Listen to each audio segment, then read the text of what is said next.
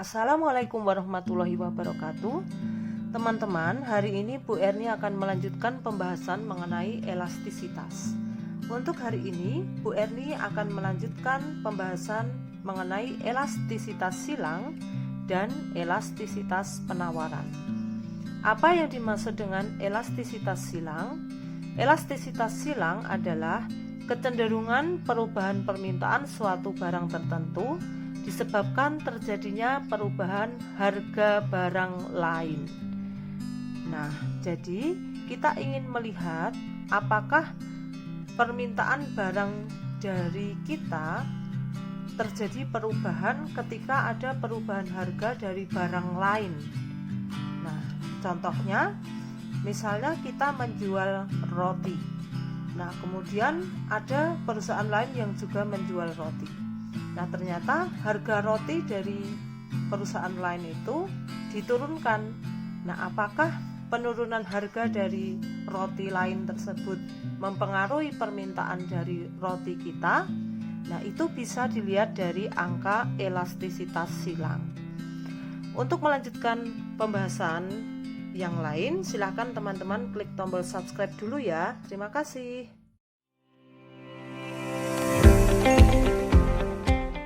Rumus dari elastisitas silang bisa dilihat EC atau E cross. Rumusnya adalah perubahan permintaan barang X terhadap permintaan barang X awal dibagi dengan perubahan harga barang Y per harga barang Y awal. Atau bisa kita tulis dalam bentuk lain, elastisitas silang adalah perubahan jumlah permintaan barang X dibagi dengan perubahan harga barang Y dikali dengan harga barang Z awal dibagi dengan jumlah permintaan barang X awal.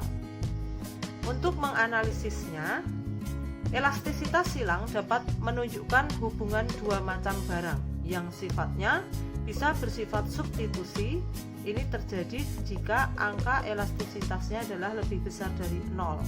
Contohnya daging sapi dan daging ayam. Jika daging sapi itu mahal atau naik drastis, maka bisa diganti dengan daging ayam.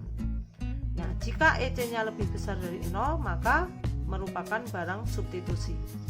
Jika EC atau elastisitas silangnya kurang dari 0, maka kedua barang tersebut merupakan barang komplementer atau saling melengkapi.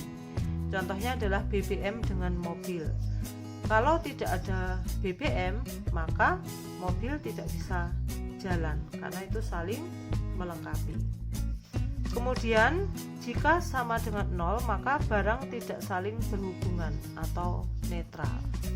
Untuk memudahkan kalian dalam memahami elastisitas silang, coba perhatikan contoh soal berikut ini.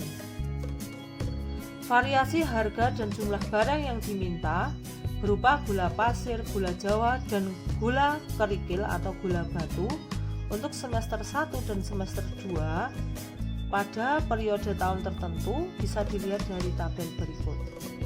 Semester 1 gula pasir harganya masih Rp12.000, jumlah permintaannya 22.000 kg. Semester 2 harganya menjadi Rp14.000, harganya jumlah permintaannya adalah 25.000 kg. Gula jawa harga pada semester 1 Rp8.000, jumlah permintaannya 16.000 kg. Harga pada semester 2 Rp10.000, jumlah permintaannya 14.000 kg, dan seterusnya. Hitunglah tingkat elastisitas silang antara gula pasir dan gula jawa.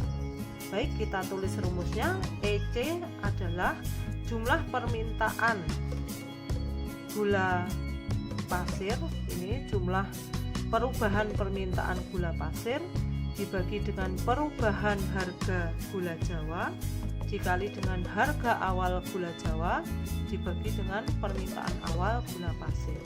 X ini untuk simbol gula pasir, Y ini untuk simbol gula jawa. Baik, coba kita hitung elastisitas silang.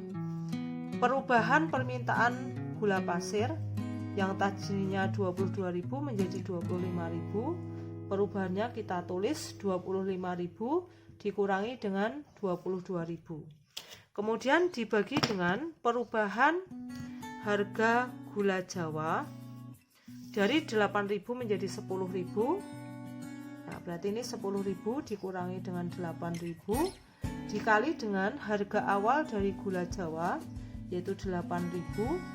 Kemudian dibagi dengan jumlah awal dari permintaan gula pasir yaitu 22.000. Maka ini dikurangi 3.000 per 2.000 dikali dengan 8.000 per 22.000. Nah, kemudian ini bisa kita sederhanakan dibagi 1.000 semua.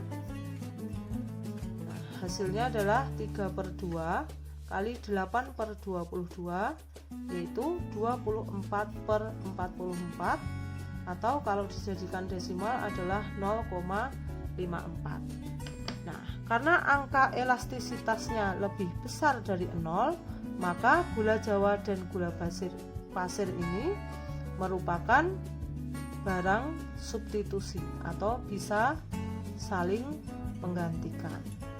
Nah, elastisitas penawaran. Apa yang dimaksud dengan elastisitas penawaran? Elastisitas penawaran adalah kecenderungan perubahan jumlah yang ditawarkan produsen yang disebabkan oleh perubahan harga barang. Ketika kita mengetahui angka elastisitas penawaran, maka kita akan tahu apakah perubahan harga barang berpengaruh terhadap jumlah barang yang ditawarkan. Jika elastis, maka ketika ada perubahan harga barang sedikit saja, jumlah yang ditawarkan oleh produsen akan berubah secara drastis. Prinsipnya, pengukuran rasio perubahan yang terjadi dalam elastisitas penawaran itu sama dengan elastisitas permintaan. Rumusnya sama, elastisitas penawaran yaitu perubahan jumlah barang yang ditawarkan dibagi dengan perubahan harga barang dikali dengan harga barang awal dibagi dengan jumlah penawaran awal. Berikut adalah faktor-faktor yang mempengaruhi elastisitas penawaran. Yang pertama adalah tingkat substitubilitas dengan produk lain. Nah, apakah produk kita mudah digantikan dengan produk lain? Kemudian yang kedua adalah perubahan harga input. Nah, harga input itu termasuk harga material, kemudian harga biaya tenaga kerja, nah, seperti itu. Kemudian pertumbuhan modal perusahaan. Jika modal perusahaan sangat terbatas pertumbuhannya karena beberapa hal, maka ketika harga turun, jumlah barang yang ditawarkan pun tidak meningkat. Karena apa? Karena perusahaan tidak punya modal untuk meningkatkan jumlah penawaran. Sehingga ini juga mempengaruhi angka elastisitas. Kebijakan pemerintah pada perekonomian. Nah, misalnya pemerintah sudah menerapkan kebijakan bahwa jumlah yang ditawarkan sudah dibatasi dari masing-masing perusahaan. Maka perusahaan tidak bisa meningkatkan jumlah penawaran dengan drastis. Yang selanjutnya adalah persaingan. Ketika ada persaingan yang ketat antar perusahaan, maka perusahaan tidak bisa dengan mudah menambah jumlah barang yang ditawarkan. Kemudian yang terakhir adalah pertumbuhan pangsa pasar potensial. Nah, baik teman-teman, silakan perhatikan tabel berikut agar lebih jelas. Jika elastisitas harga termasuk inelatis, maka ketika harga turun, total pendapatan atau total penerimaan dari suatu perusahaan akan turun. Karena apa? Karena jumlah permintaannya tidak naik secara signifikan ketika harga itu turun. Nah, hal ini menyebabkan turunnya jumlah penerimaan dari perusahaan tersebut. Jika harga naik, maka total penerimaan dari suatu perusahaan akan naik. Karena apa? Karena ketika harga naik, jumlah permintaannya juga tidak turun secara signifikan. Nah, kemudian di sini pendapatan marginalnya adalah negatif. Jika elastisitas harganya unitary, maka ketika harga turun, pendapatannya tetap. Ketika harga naik, pendapatannya juga tetap. Nah, ini pendapatan marginalnya adalah 0. Jika elastisitas harga termasuk elastis, maka ketika harga turun, pendapatan perusahaan naik. Karena apa? Karena jumlah permintaan ketika ini tergolong elastis akan naik drastis. Nah, ibaratnya seperti itu. Akan naik secara signifikan. Sehingga ketika harga turun, pendapatan perusahaan akan naik drastis. Karena apa? Karena jumlah permintaan juga akan naik secara signifikan. Nah, ketika jumlah harga naik, maka total pendapatan perusahaan akan turun. Karena apa? Karena jumlah permintaan ketika harga naik akan turun signifikan. Jadi perusahaan harus bisa jeli melihat elastisitas harga ini, apakah ini relatif, unitary, atau elastis, karena ini akan mempengaruhi strategi dari perusahaan tersebut. Nah, di sini untuk elastisitas harganya elastis, pendapatan marginalnya adalah positif.